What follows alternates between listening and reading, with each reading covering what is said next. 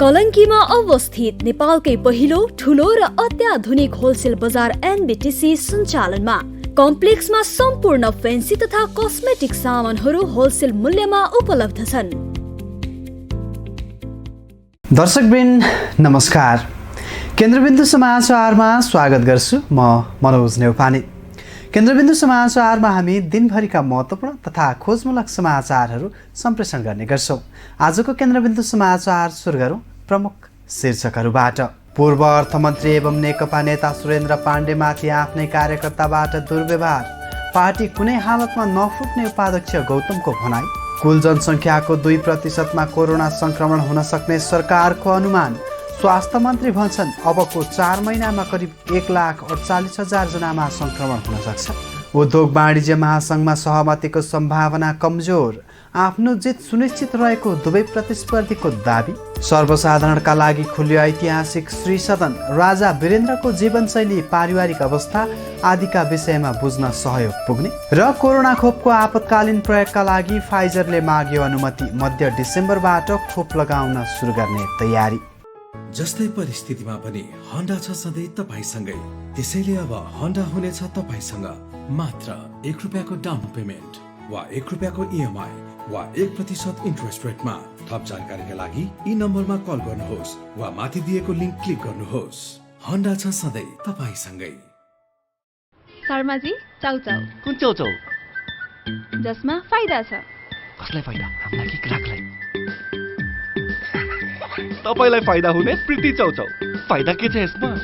फाइदा चौता मसलाको स्वाद छ, मिठो मिठो याद छ, भोक मिटाउने ताकत छ, पर्साउँदो विश्वास छ। बुझ्यो? प्रीति चाउचाउ, फाइदा हुने चाउचाउ। भोक लागेमा प्रीति खाऊ। केन्द्रबिन्दु समाचार सुरु गरौँ विश्वव्यापी महामारीको रूपमा रहेको कोरोना भाइरस सम्बन्धी अपडेटबाट। शनिबार देशभर 1,674 जनामा कोरोना भाइरसको संक्रमण पुष्टि भएको छ। शनिबार स्वास्थ्य तथा जनसङ्ख्या मन्त्रालयले दिएको जानकारी अनुसार पछिल्लो 24 घण्टामा थप 1,674 जनामा संक्रमण पुष्टि भएको हो। साथै संक्रमणबाट पछिल्लो 24 घण्टामा 7 जनाले ज्यान गुमाएका छन्। साथै 2,323 जना निको भई घर फर्किएका छन्। अहिलेसम्म नेपालमा 2,18,639 जनामा संक्रमण पुष्टि भइसकेको छ। त्यसमध्ये 24,009 सक्रिय संक्रमित रहेका छन्। 1,93,325 जनालाई कोरोना संक्रमण निको भइसकेको छ। साथै अहिलेसम्म यसको संक्रमणबाट 1,305 जनाले ज्यान गुमाएका छन्। यता विश्वभर कोरोना भाइरसबाट संक्रमित हुनेको सङ्ख्या 5,80,29,000 नागेको छ भने संक्रमणबाट मृत्यु हुनेको सङ्ख्या 13,80,000 नागेको छ। त्यस्तै विश्वभर निको भएर घर फर्कनेको सङ्ख्या 4,22,000 नागेको छ। अब पुरा समाचार। औषधि निर्माता बहुराष्ट्रिय कम्पनी फाइजर र बायोएनटेक कम्पनीले अमेरिकी खाद्य तथा औषधि प्रशासनसँग आपतकालीन खोप प्रयोगका लागि अनुमति मागेको छ। शुक्रबार एक निवेदन दर्ता गर्दै कम्पनीले खोप प्रयोगका लागि अनुमति मागेको हो। हेरौँ पुरा समाचार। औषधि निर्माता बहुराष्ट्रिय कम्पनी फाइजर र बायोनटेक कम्पनीले अमेरिकी खाद्य तथा औषधि प्रशासनसँग आपतकालीन खोप प्रयोगका लागि अनुमति मागेको छ। शुक्रबार एक निवेदन दर्ता गर्दै कम्पनीले खोप प्रयोगका लागि अनुमति मागेको हो। अमेरिकी नियमनकारी निकाय समक्ष आपतकालीन प्रयोगका लागि निवेदन दिने यो पहिलो कोरोना खोप हो। फाइजरका अध्यक्ष तथा प्रमुख कार्यकारी अधिकृत अल्बर्ट बोलाले यसलाई ऐतिहासिक दिन भनेका छन्। यसरी आम प्रयोगका लागि आधिकारिक अनुमति माग गर्ने यो पहिलो भ्याक्सिन कम्पनी भएको छ। अन्तिम चरणको यो परीक्षण सफल भएपछि अब एफडीएको अनुमतिसँगै आम नागरिकलाई पनि खोप प्रयोगका लागि कानुनी बाटो खुल्ने भएको छ। 2 साता अघि बायोटेकले आफूले बनाएको खोप कोरोना भाइरस विरुद्ध 90% प्रभावकारी भएको घोषणा गरेको थियो। कम्पनीले खोप प्रयोगका लागि निवेदन दर्ता गराएको जानकारी दिँदै विज्ञप्तिमा संक्रमणको जोखिममा रहेका अमेरिकी नागरिकका लागि सम्भवतः मध्य डिसेम्बरबाट खोप लगाउन सुरु गरिने जनाएको छ। यो खोपलाई गत जुलाईमा 43,000 मानिसमा अन्तिम परीक्षण गरिएको थियो। कम्पनीले 12 देखि 15 वर्षसम्मका करिब 100 जना बालबालिकामा पनि खोप परीक्षण गरिएको र त्यसको प्रभावकारिताको सबै विश्लेषणहरू पनि निवेदनसँगै एफडीएमा बुझाइएको पनि जनाएको छ। BNT 162b2 नामको यो खोप डिसेम्बरको अन्त्यसम्ममा अमेरिकामा उपलब्ध हुने बताइएको छ। 28 दिनको अन्तरालमा कोरोना संक्रमितलाई यो खोपको 2 डोज दिनुपर्ने अनुसन्धान कर्मीहरूले बताएका छन्। नारायण हिटी दरबार सङ्ग्रहालयभित्र रहेको तत्कालीन राजा वीरेन्द्र शाहको निजी निवास श्री सदन सर्वसाधारणहरूका लागि खुल्ला भएको छ। विक्रम सम्वत 2023 सालमा बनेको यो सदन 3 तलाको रहेको छ। हेरौँ यसै विषयमा रहेर तयार पारिएको यो रिपोर्ट। नारायण रेड्डी दरबार सङ्ग्रहालयभित्र रहेको तत्कालीन राजा वीरेन्द्र शाहको निजी निवास श्री सदन सर्वसाधारणहरूका लागि खुल्ला गरिने भएको छ। संस्कृति पर्यटन तथा नागरिक उड्डयन मन्त्री योगेश भट्टराईले शनिबार औपचारिक रूपमा सुरुवात गरेसँगै आइतबारबाट श्री सदन सर्वसाधारणका लागि खुल्ला गरिनेछ। आजबाट खुल्ला भएको औपचारिक घोषणा गर्दै मन्त्री भट्टराईले इतिहासहरूलाई आजीवन संरक्षण गर्नुपर्ने बताए। इतिहासलाई जीवित राख्न सके मात्रै देश र समाजको विकासक्रमका विषयमा अध्ययन अनुसन्धान गर्न सूचना प्राप्त गर्न सकिने उनको भनाइ छ। देश तथा विदेशका अनुसन्धानकर्ताहरूका लागि श्री सदन खुल्ला हुनु महत्त्वपूर्ण पक्ष भएको उल्लेख गर्दै उनले राजा वीरेन्द्रको जीवनशैली, पारिवारिक अवस्था आदिका विषयमा बुझ्न सहयोग पुग्ने विश्वास समेत व्यक्त गरे। नेपाली इतिहासमा 240 वर्षे शाहवंशीय इतिहासको साक्षात् नमुनाको रूपमा श्री सदनलाई संरक्षण गर्ने मन्त्री भट्टराईको भनाइ छ। इतिहास कसैको दुश्मन हुँदैन।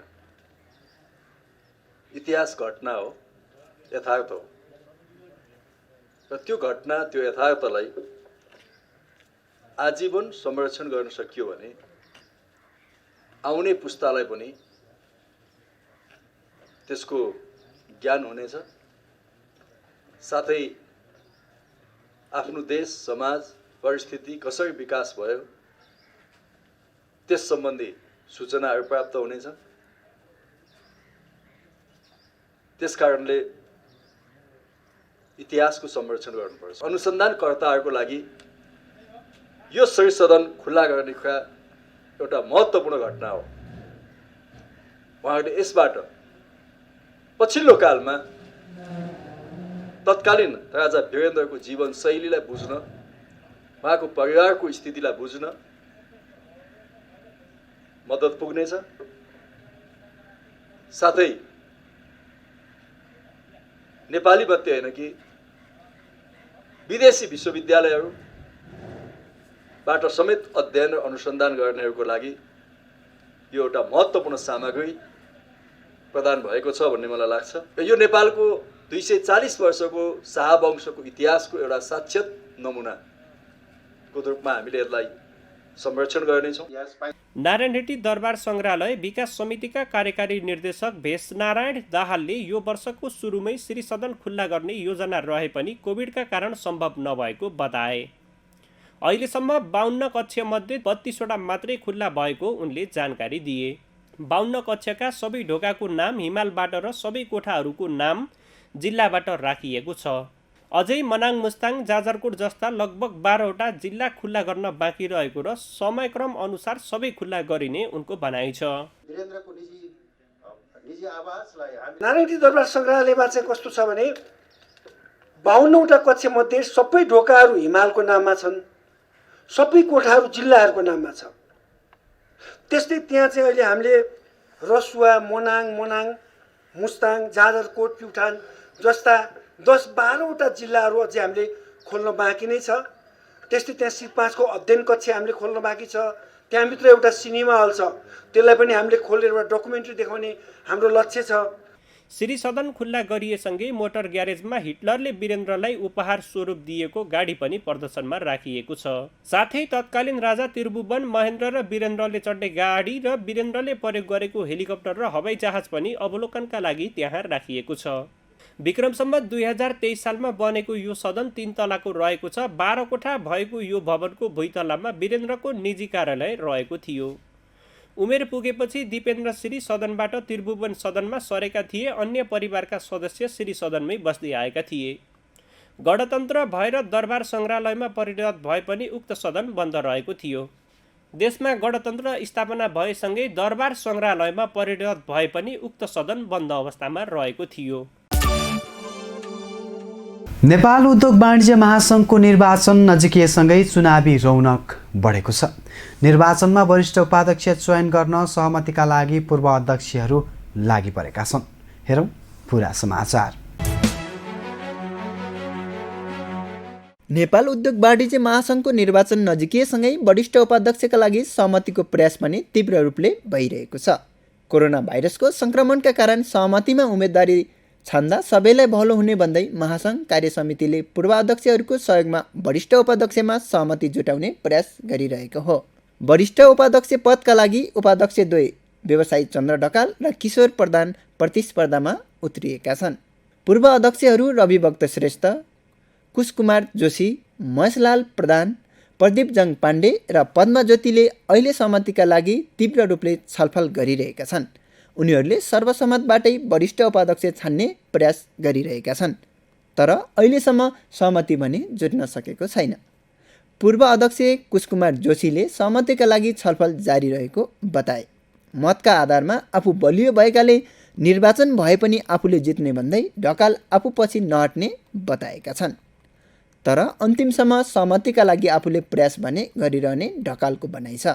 ढकालका अनुसार प्राविधिक कारणले पूर्व अध्यक्षहरूले प्रधानलाई समर्थन गरेका हुन्। ढकालले देशव्यापी रूपमा प्रचार प्रसार गरिसकेका छन्। यता प्रधानले आफूले लामो समय महासङ्घका लागि खर्चेको र महासङ्घका लागि पर्याप्त समय दिन सक्ने भन्दै जितको दाबी गरिरहेका छन्। सहमतिमा ढकालले आफूलाई छाडिदिने आशा प्रधानले गरेका छन्। चण्डीराज ढकाल लगायत केही व्यवसायीले व्यावसायिक चन्द्र ढकाललाई साथ दिएका छन्। त्यस्तै प्रधानलाई वर्तमान अध्यक्ष भवानी राणा, वरिष्ठ उपाध्यक्ष शेखर गोल्छा, पूर्व अध्यक्ष कुशकुमार जोशी, पशुपति मुराडाका लगायतका पूर्व अध्यक्षहरूले साथ दिएका छन्। महासङ्घको विधानअनुसार वरिष्ठ उपाध्यक्ष स्वतः अध्यक्ष हुने व्यवस्था भएकाले वरिष्ठ उपाध्यक्ष शेखर गोल्छा अध्यक्ष हुँदैछन्। उनले पनि प्रधान प्यानललाई खुलेरै समर्थन गरेका छन्। प्रधान यसअघिको निर्वाचनमा वरिष्ठ उपाध्यक्ष पदमा गोल्छासँग नै पराजित भएका थिए। प्रधानले ढकाललाई छाड्नु परेमा केही शर्तहरू राखेको स्रोतको भनाइ छ। महासङ्घमा चन्द्रराज ढकालको पकड बलियो भएकाले उनले राजनीति गरेको आरोप लाग्दै आएको छ। त्यसैले महासङ्घमा उनको हैकम अन्त्य गर्नुपर्ने शर्त राखेका छन्। आफ्नो प्यानलले 2 उपाध्यक्ष र आफूले महत्त्वपूर्ण भूमिका पाउनुपर्ने शर्त राखेको स्रोतको भनाइ छ। स्रोतका अनुसार ढकालले यी शर्त मानेमा सर्वसम्मतमा आउन सक्नेछन्। अहिलेसम्म सहमतिका लागि प्रयास जारी रहे पनि सहमतिको सम्भावना भने कमजोर बन्दै गएको स्रोतको दाबी छ। सरकारले अबको 4 महिनामा करिब 1,48,000 जनामा कोरोना भाइरस सङ्क्रमण हुन सक्ने बताएको छ। कुल जनसङ्ख्याको 2% कोरोना सङ्क्रमण हुन सक्ने सरकारको अनुमान छ। हेरौँ यसै विषयमा रहेर तयार पारिएको यो रिपोर्ट।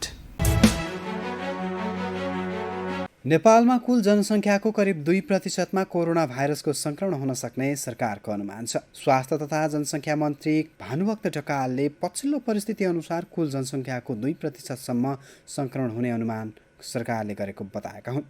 कोभिड-19 महामारी र जोखिममा प्रभावकारी सञ्चारका लागि सांसदहरूको भूमिका सम्बन्धमा शनिबार काठमाडौँमा आयोजित अन्तर्क्रिया कार्यक्रमलाई सम्बोधन गर्दै स्वास्थ्य मन्त्री ढकालले अबको 4 महिनामा करिब 1,48,000 जनामा सङ्क्रमण पुष्टि हुन सक्ने बताएका हुन्। कार्यक्रममा स्वास्थ्य तथा जनसङ्ख्या मन्त्री भानुभक्त ढकालले सुरुमा कुल जनसङ्ख्याको 2% PCR परीक्षण गर्ने नीति लिए पनि सङ्क्रमण नियन्त्रणमा आउन नसक्दा अहिलेसम्म 16,50,000 जनाको परीक्षण भइसकेको बताए। सुरुमा हामीले जनसङ्ख्याको 2% व्यक्तिहरूलाई परीक्षण गऱ्यौँ भने करिब जेठसम्ममा हामीलाई नियन्त्रण गर्न सकिएला कि भन्ने अनुमानका साथ काम गरिएको थियो। हिजोको दिनसम्म आइपुग्दा हामीले 16,50,000 PCR टेस्ट मात्रै गरेका छौँ र अहिले हामी 2% टेस्टको कुरा होइन, जनसङ्ख्याको 2% मात्रै सङ्क्रमित हुने अवस्थामा रह्यो भने त्यो एउटा ठुलो उपलब्धिपूर्ण होला कि भन्ने ठाउँमा हामी पुगेका छौँ र यो 4 महिनाको अवधिमा हामी करिब 1,48,000 व्यक्तिहरू थप सङ्क्रमित हुन सक्लान् भन्ने सोचेर हामीले त्यसको तयारीका कामहरू पनि गरिरहेका छौँ। यस्तै राष्ट्रिय सभाका अध्यक्ष गणेश प्रसाद तिमल सिन्हाले चुनावमा भोट माग्न नागरिकको घर घरमा पुगे जस्तै कोभिड रोकथामका लागि स्वास्थ्य सम्बन्धी सचेतना फैलाउन पनि सांसदहरू नागरिकको घर घरमा पुग्नुपर्ने बताएका छन्। यस्तै राजनीतिक दलहरूले पनि आफ्ना भातृ सङ्गठनहरूलाई परिचालन गरी गाउँ गाउँमा जनस्वास्थ्य सम्बन्धी सचेतना फैलाउनु पर्ने बताए। यस्तो कार्यले राजनीतिक व्यक्तिको राजनीतिक भविष्यमाथि समेत बलियो आधार तयार हुने उनको भनाइ छ। कोभिड रोकथाम तथा नियन्त्रणका लागि स्वास्थ्यकर्मीले मात्रै काम गर्ने नभई जनप्रतिनिधिले आफ्ना मतदातालाई सचेत गराई सङ्क्रमण फैलनबाट रोक्न भूमिका खेल्नका लागि पनि घर दैलोमै पुगेर सचेतना जगाउनु पर्ने अध्यक्ष तिमल सिन्हाले बताए। जसरी तपाईँ हामी हिजो चुनावमा भोट माग्न गयौँ, घर घरमा गयौँ, व्यक्ति व्यक्तिलाई भेट्यौँ, हामीले गरेको नमस्कार कसैले देख्नु भएन कि भनेर फर्काइ मैले तपाईँलाई नमस्कार गरिरहेको छु भनेर पनि हिँड्यौँ होला। एकजना छुटुके भने खोज्यौँ हो। आज त्यो भोट माग्ने जतिकै महत्त्वपूर्ण, त्योभन्दा महत्त्वपूर्ण भोलिको भोटको संरक्षण पनि हो त्यो, र स्वास्थ्य बचाउने, हामीलाई मत दिएर माननीय मन्त्री बनाउनेहरूको स्वास्थ्य बचाउने हाम्रो दायित्व पनि हो। र उपचार पैसाले मात्रै, अहिले कहिलेकाहीँ कुरा आउँछ पैसा भयो हुन्छ, पैसाले हुने भए अमेरिकामा त्यत्रो नागरिक मर्ने थिए। कोरोना सङ्क्रमण र यसको उपचारको सम्बन्धमा पछिल्लो समय नागरिकको बुझाइका कारण सरकारलाई काम गर्न सहज भएको पनि स्वास्थ्य मन्त्री ढकालको भनाइ छ। उनले अहिले पनि कुल सक्रिय सङ्क्रमितहरूमध्ये 80% होम आइसोलेसनमा रहनुले नागरिकको बुझाइमा परिवर्तन आएको स्पष्ट हुने बताए। सरकारले अस्पतालहरूमा अक्सिजनसहितका बेडहरूको व्यवस्थापन गर्ने, औषधिको आपूर्ति सहज बनाउने सम्बन्धमा युद्धस्तरमा काम गरिराखेको उनको भनाइ छ। यस्तै विश्वमा भ्याक्सिन उत्पादन भएर विश्व स्वास्थ्य सङ्गठनबाट प्रमाणित भई प्रयोग गर्ने अवस्थामा आउँदा नेपाली नागरिकहरूलाई पनि भ्याक्सिन दिलाउन सकियोस् भन्नेतर्फ सरकारको ध्यान केन्द्रित भएको पनि मन्त्री ढकालले बताएका छन्। दर्शकवृन्द, अब आजको टप 1 न्युजको पालो। सत्तारूढ दल नेपाल कम्युनिस्ट पार्टीको विवाद स्थानीय तहमा समेत पुगेको छ। पूर्व अर्थमन्त्री एवं नेकपाका स्थायी कमिटी सदस्य सुरेन्द्र पाण्डेमाथि आज चितवनमा नेकपाका कार्यकर्ताले दुर्व्यवहार नै गरेका छन्। हेरौँ यसै विषयमा रहेर तयार पारिएको यो विशेष रिपोर्ट। चितवनमा सत्तारूढ दल नेपाल कम्युनिस्ट पार्टी नेकपाका कार्यकर्ताहरूले पूर्व अर्थमन्त्री एवं नेकपाका स्थायी कमिटी सदस्य सुरेन्द्र पाण्डेमाथि दुर्व्यवहार गरेका छन्। शनिबार बिहान नेकपा चितवन राप्तीनगर कमिटीको बैठक तथा प्रशिक्षण कार्यक्रममा बोल्दै गर्दा प्रधानमन्त्री केपी शर्मा ओली निकटका कार्यकर्ताहरूले नेता पाण्डेमाथि दुर्व्यवहार गरेका हुन्। नगर कमिटीको बैठक तथा प्रशिक्षण कार्यक्रममा बोलिरहेका बेला नेता पाण्डेलाई कमिटीभन्दा बाहिरबाट आएका 15-20 जनाको समूहले बैठकमा प्रवेश गरी नाराबाजी गर्दै पाण्डेलाई बोल्नबाट रोकेका थिए।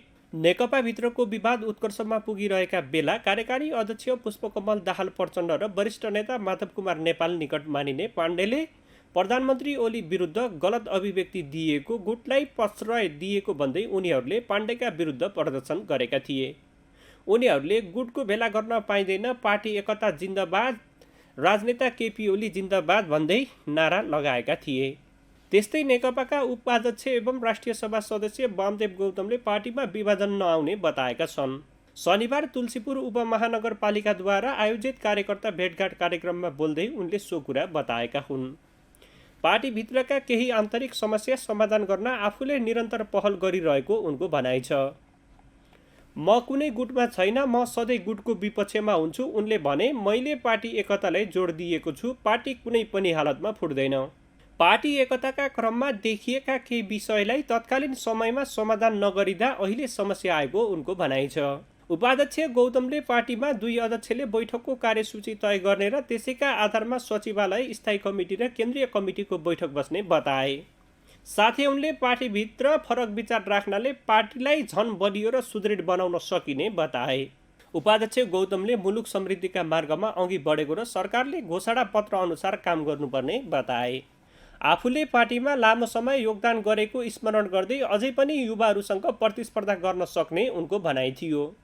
साथै उपाध्यक्ष गौतमले मुलुकका हरेक परिवर्तनमा आफूले नै निर्णायक भूमिका निर्वाह गरेको दावी समेत गरे। पछिल्लो समय पार्टीमा समस्या उत्पन्न भएको र त्यो समाधान गर्ने प्रयास भइरहेको उनको भनाइ छ।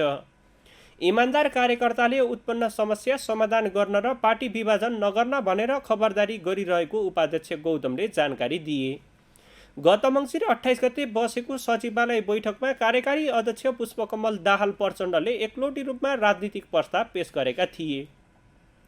उक्त प्रस्तावलाई दाहाल नेपाल समूहले बहुमत सदस्यको प्रस्ताव भन्दै आएका छन् भने प्रधानमन्त्री ओली निकटकाले प्रधानमन्त्री ओलीलाई निम्न स्तरको लान्छना लगाउने आरोपपत्र भन्दै आएका छन्। प्रचण्डले एकलौटी रूपमा प्रस्ताव पेश गरेकाले प्रधानमन्त्री ओलीले पनि उक्त प्रस्तावको जवाफ दिने भन्दै आगामी मङ्सिर 13 गतेसम्मका लागि नेकपाको सचिवालय बैठक स्थगित गरिएको छ। हस्त दर्शकवृन्द, आजका लागि केन्द्रबिन्दु समाचार सकिएको छ। भोलि पुनः यसै समयमा हामी उपस्थित हुने नै छौँ। तबसम्मका लागि बिदा दिनुहोस्। केन्द्रबिन्दु न्युज हेर्दै गर्नुहोला। नमस्कार।